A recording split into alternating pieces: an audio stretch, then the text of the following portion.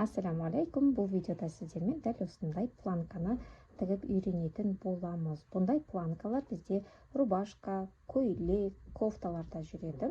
Яғни алдыңғы жағы цельный болады. Біз тек қана киюге немесе емізуге ыңғайлы болатындай етіп осылай ашып аламыз. Мен астарымыз полностью обработка жасалынған. Беткі қабаты қараңыз, мен отстрочкамыз бар.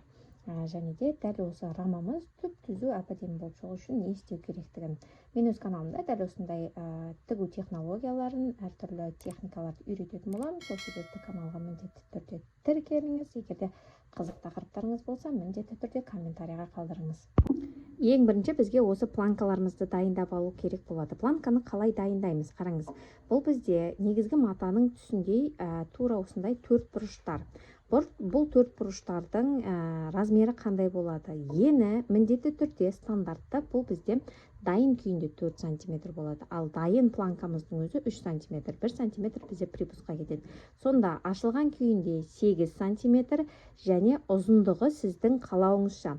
Ол стандарт ретінде мысалға 27-28 см болады. Кейбіреулер тек қана поло дейді, осы жақта 10 см, 15 см, немесе осындай 20 см-лік планкалар болады. Қалауыңызға қарай. Емізетін аналар мысалға 28 см дейін алады. Жай ғана киюге удобно болатын болса 15 см деп алады.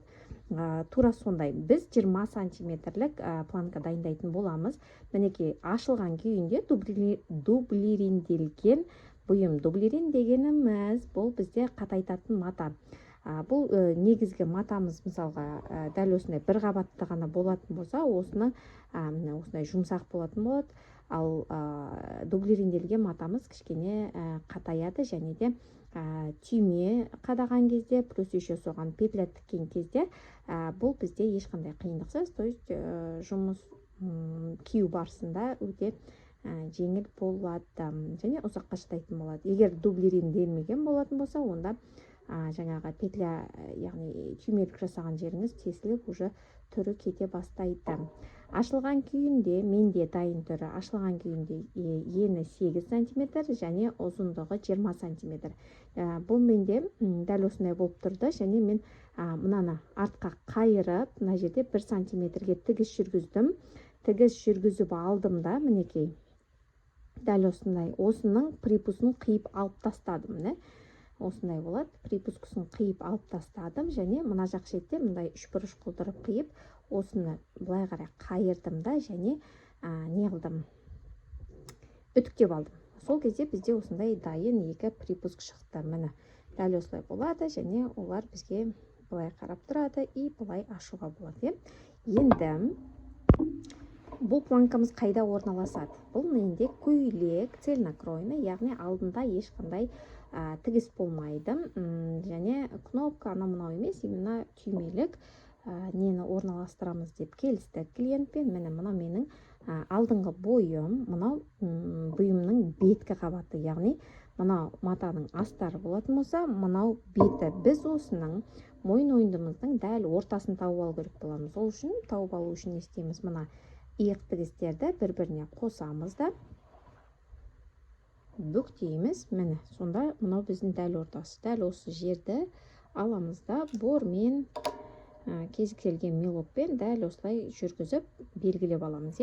Белгілеп алдық. Міне, біз бұйымның ортасын таптық. Міне, осындай болып шығады. Енді біз осы жерге рама сызу керекпіз. Қандай рама, не үшін? Қараңыз, біздің планкамыз дайын күйінде 3 см болады деп айттым. Сонда, получается, біз сіздермен бұл планкамыз бір-бірінің үстіне кетеді. Қазір мен сізге дайын күйін көрсетіп жіберейін, чтобы сізге түсінікті болу үшін. Міне, дәл ортасынан былай тұрады біреусі, и дәл ортасынан екіншісі былай тұрады. Сонда түймелер тұратын аяқта, и осы түймелерді ашып, көйлегіміздің алды ашылатын болады. Осы жерге біз осы планкамыз түп-түзу болып түсу үшін қазір рама сызатын боламыз. Дайын күйінде 3 см бір-бірінің үстіне шығады. Сонда бізде тігістің, мына сызығымыздың ортасына 1,5 см, яғни былай 1,5 см және былай 1,5 см өлшейміз. Қараңыз, бұл сызығыңыз сіздің өте жұқа және түзу болып шығу керек болады. Міне, былай 1,5 және былай 1,5.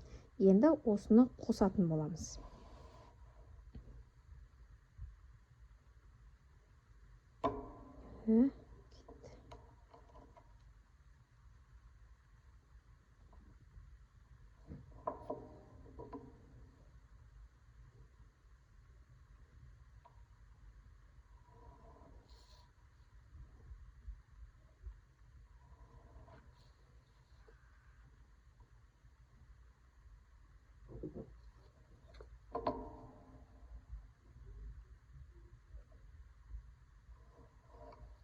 Қараңыз, линиямызды жүргіздік және әрбір жерлерді осылай өлшеп шығамыз. Мына жерде менде мысалы қисықтық кетті. Бұл жерде туп-тура түсу керек болады. Сол кезде сіздің планкаңыз өте әдемі болып шығады. Соны тексеріп шығасыз. Мына жақтан 1,5 дейміз.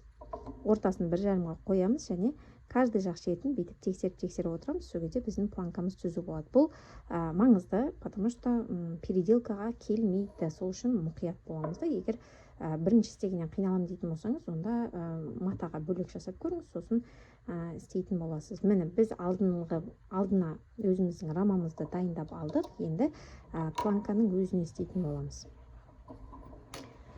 Планкадан қараңыз, мынау бізде ашық жақ шеті және мынау бүктелген жағымыз. Мына жағым менде тігіс жүргізілген. Енді мына бүктелген жағынан төмен қарай, міне 0-ден төмен қарай мен 3 см өлшеймін. Мен сіздерге көрсетпестен мынандай сызық түсіріп тастаған болатын. Именно осы сызықтың бойына біз линия жүргіземіз. Бұл планка жүргізудің ең оңай техникасы.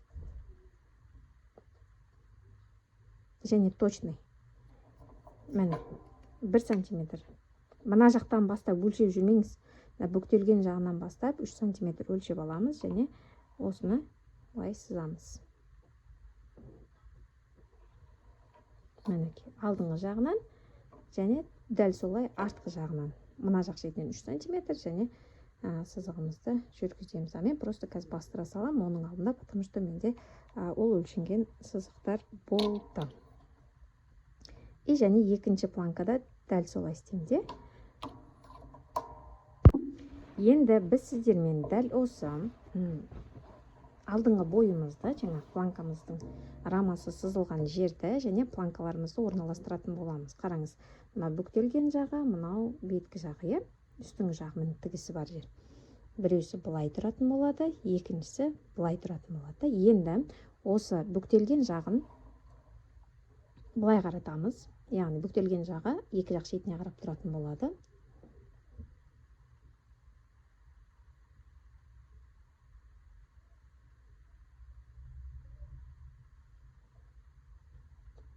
Және біз осы планкаларымызды орналастырамыз. Орналастырған кезде де қараңыз қалай болады. Менде мына жақ шетте мойындым, немен обработка жасалынатын болады.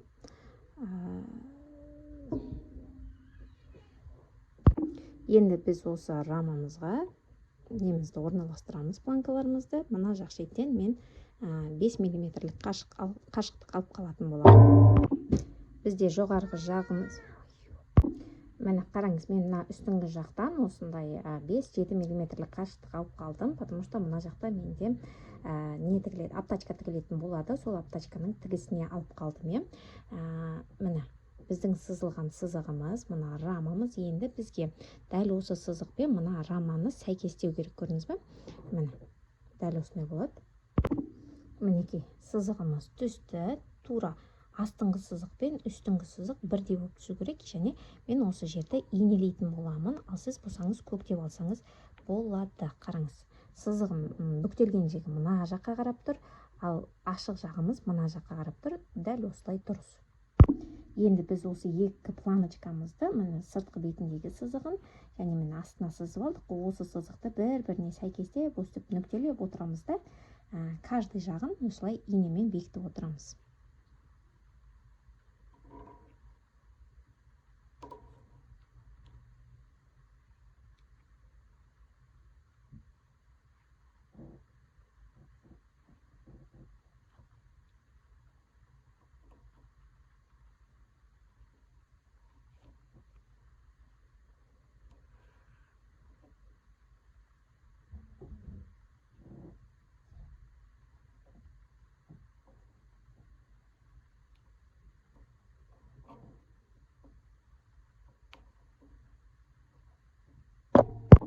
Міне қараңыз, инелеп дайындап алдым. Енді біз мына планкамның ұзындығы менде 20 сантиметр болды. 20 сантиметрді мен мына жақта белгіледім. Енді біз дәл осыны үстіңгі жақ шетіне де жасау керек боламыз. Бұл бізде четкость үшін.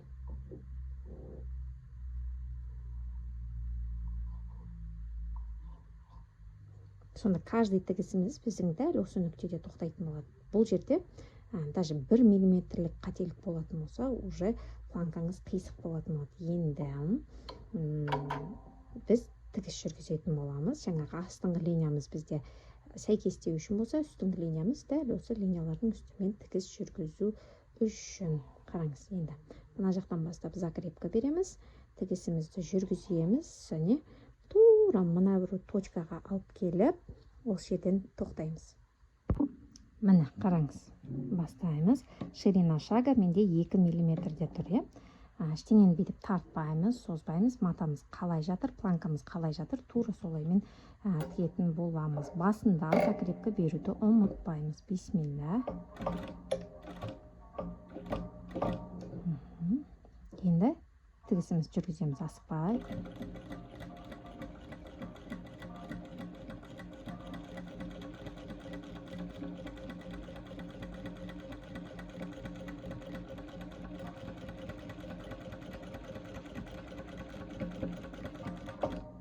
Соңына жақындадық, байқасаңыз, осы жерде мұқият болу керек болады.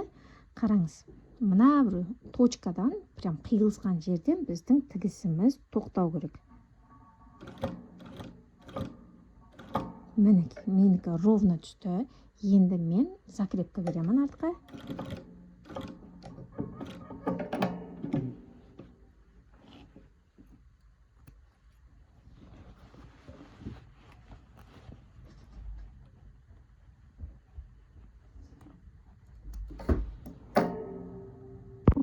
Және екінші жақ шетіндегі планкамызды тура солай істейтін боламыз.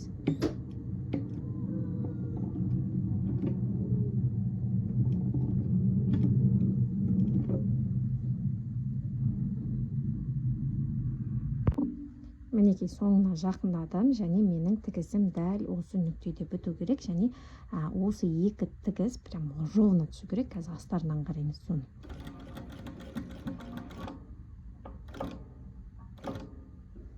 Егер мені қараңыз, менде 1 миллиметр ғана жетпей тұр. Егерде сізде осындай 1 миллиметр жетпей тұратын болса, поручньді аласыз, инені шығарасыз, лапканы көтересіз, және бері қарай кішкене жылжытасыз. Тағы да бір ғана стежок, тура тесікке түсетіндей етіп, тура нүктеге осындай бір стежок жасаймыз. Міне, менің стежогым түсті. Енді артқа қарай закрепка беремін.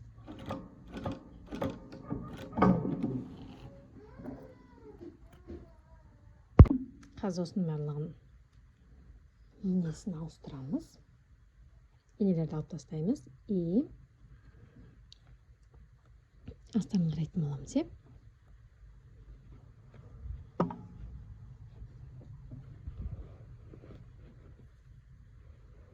Мінекей, қараңыз. Мына екі линия прям бір-біріне точно түсу керек. Менде прям ровно түскен, альхамдулилля. Енді дальше жұмыс істей беруге болады. Біз енді мына бір сызығымыздан жоғары қарай 1,5 сантиметр көтерілеміз. 1,5 сантиметр. Және мына бір тігісімізге 1 миллиметр жетпейтіндей етіп, осындай үш бұрышты сызық сызып аламыз.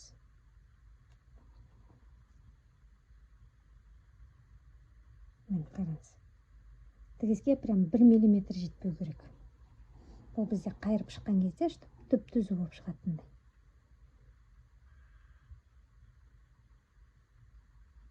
Міне, осындай үш бұрыш болу керек. Енді осы немізді қиямыз.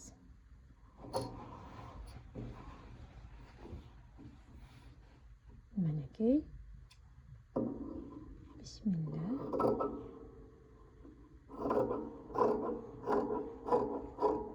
Белгіленген жерге жеттім. Енді оңға бір және солға қарай. Қараңыз, бұл жерде де мына бір тігісіміз бар ғой. Именно осы тігіске 1 мм жеткізбеу керекпіз. Ол үшін мен мына сөгіткішті пайдаланатын боламын. Чтобы қайшымен қиып жібермеу үшін. И сіз де өте аккуратно қиятын боласыз, мінекей. Және екінші жақ шеті дәл солай. Тігіске 1 мм жеткізбейміз.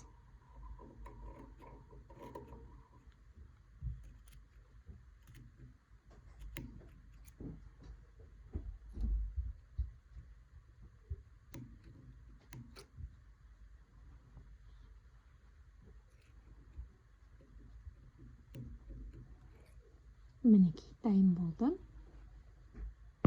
Енді осының барлығын қайратын боламыз. Міне, смотрите, бірінші бізде оң жағы астына кетеді, потом сол жағы кетеді.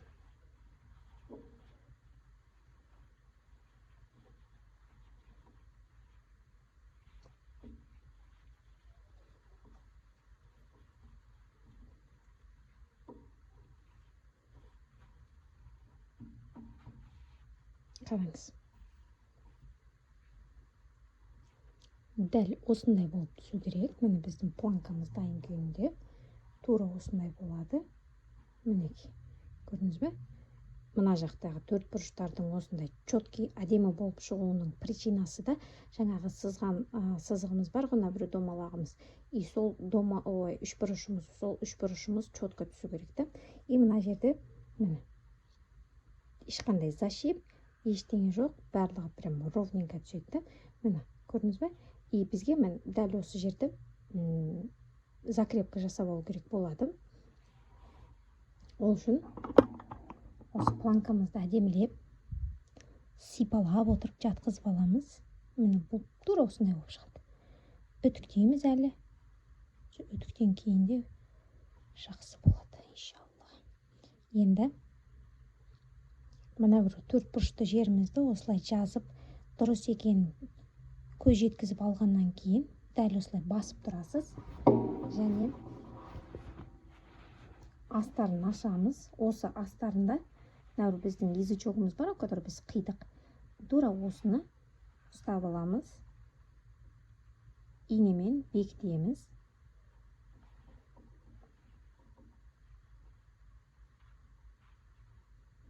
Инемен бекітіледі. Енді осы жерді қараңыз. Міне, тігіс жүргіземіз. Осы жерге бізге закреп қылып қою керек болады. Бұл қалай? Мына жерде бізде тігіс тұр, и мына жерде тігіс тұр. Біз аламыз да дәл осы тігістің бойымен тура осындай етіп түп-түзу сызық жүргіземіз, және осы сызығымызды тігеміз. Мына жақ шеттерге қарай шықпай қойыңыз, осы жер қалған жердің барлығы оверлокпен обработка жасалынатын болады.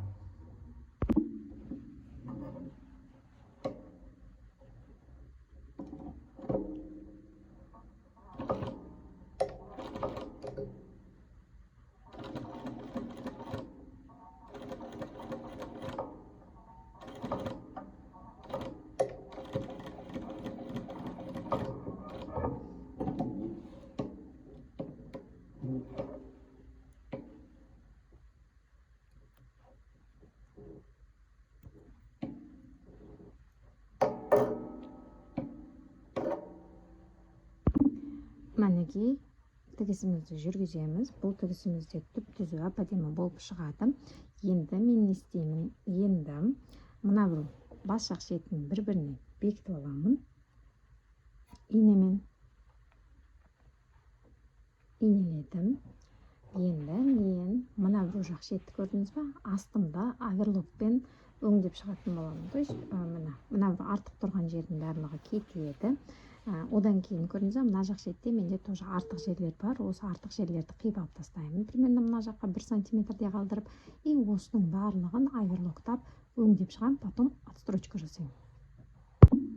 Қараңыз, мен барлығын оверлоктап алдым. То есть ішкі жағымыз бізде тап-таза әп-әдемі.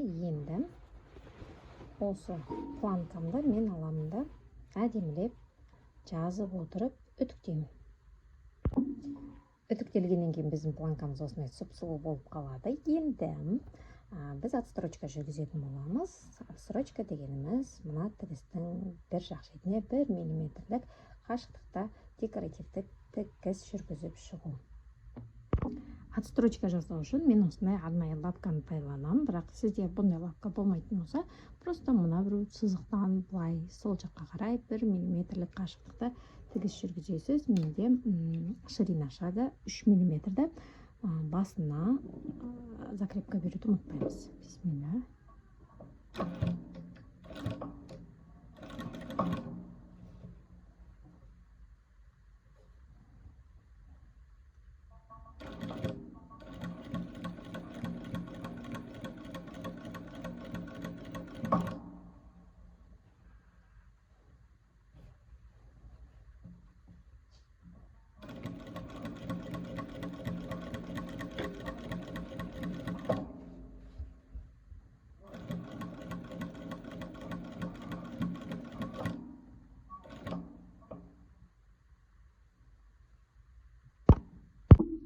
Мінекей біздің планкамыз толығымен дайын болды. Отстрочкамызды жасадым. Осындай әдемі болады. Бұл жерге мен дәл осы түймелерді орналастыратынмын.